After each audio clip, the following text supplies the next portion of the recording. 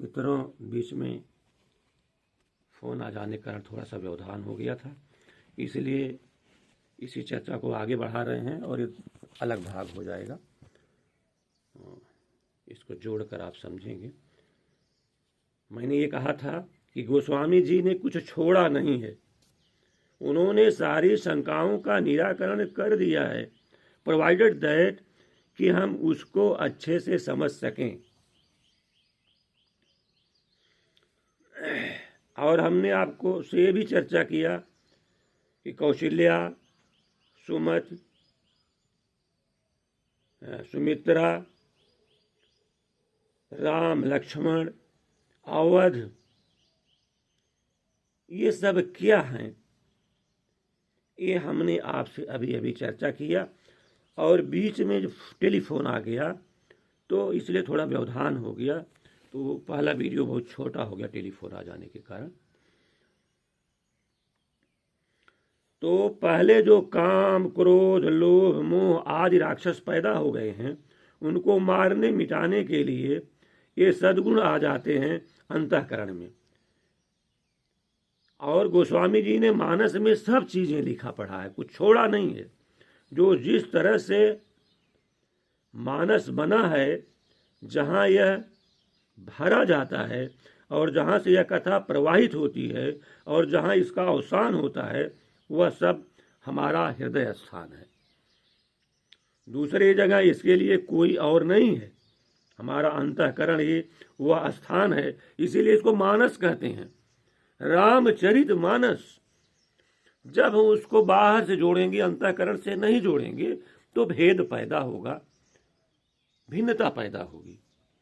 हम वो रामचरित मानस, उसका स्थान ही मानस में है, इसे समझना पड़ेगा, तब सही तरीका समझ में आएगा कि मानस को कैसे पढ़ना है और ये मानस को किस रूप में समझना है। और नहीं तो प्रसंग आ गया कि दशरथ के घर राम पैदा हुए, तो मन चला गया वहां, अयोध्या पहुंच गया। फिर राम चित्रकूट गए तो मन चित्रकूट पहुंच गया। ऐसा ठीक नहीं है, ये गलत तरीका है। हम कोई भी प्रसंग पढ़ें या कोई भी प्रसंग सुने, मन हमारा अपने अंदर ही ढूंढे, अपने अंदर ही उसको खोजे, बाहर न भागे। क्योंकि सारी चीजें, सारे स्थान और सारे पात्र यही हैं जो मैं आपको बता रहा हूं।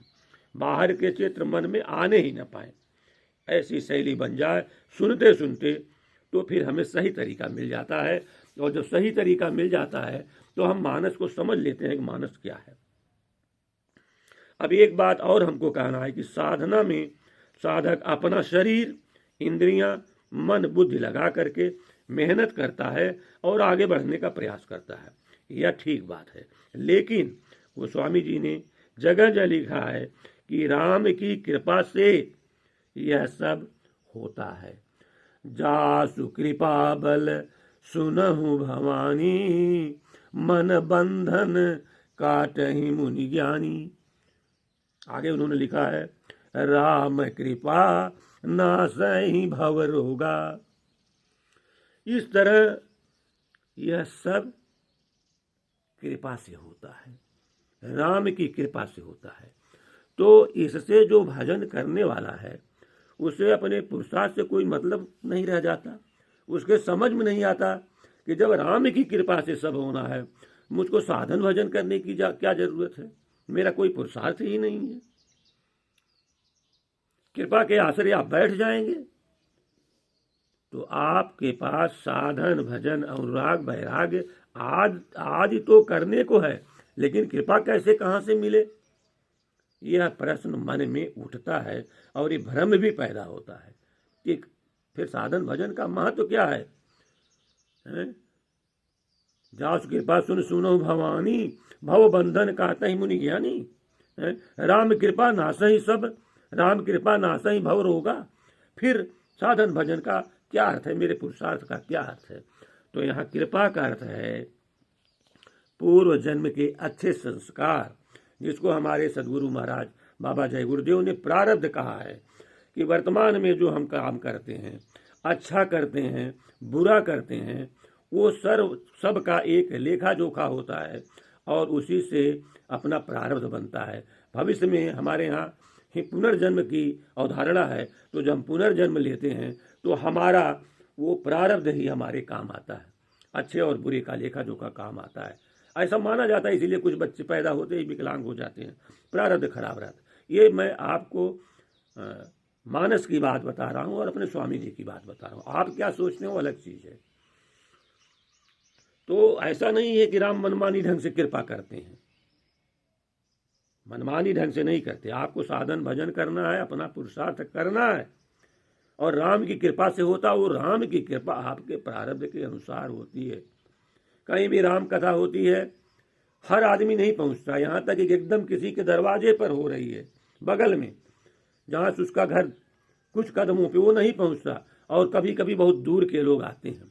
इसलिए कहा गया कि राम कृपा नासै भवर होगा। आपका प्रारब्ध अगर अच्छा होगा तभी आप वहाँ तक पहुँचेंगे, तभी आपके मन के अंदर अच्छी चीज़ें घुसेंगी, तभी आपके अंदर ईर्ष्या, घृणा, द्वेष, विद्वेष, ऊंच नीच, बड़ा छोटा, अमीर गरीब, ये भाव नहीं रहेंगे। आपको हर व्यक्ति में वही एक ही दिखेगा, वही राम दिखेगा, वही ईश्वर दिखेगा, वही गॉड, वही अल्लाह, वही दिखेगा। तो मेरे कहने का ये मतलब है कि पूर्व जन्म के जो हमारे अच्छे संस्कार हैं, पूर्व जन्म के जो हमारे पुण्य हैं, उससे प्रारब्ध बनता है। रामचरितमानस में लिखा है, सुंदर कांड में आया है, विभीषण जी हनुमान जी से कहते हैं, अब मोहि भा भरोस हनुमंता, बिनु हरि कृपा मिलई नहीं संता।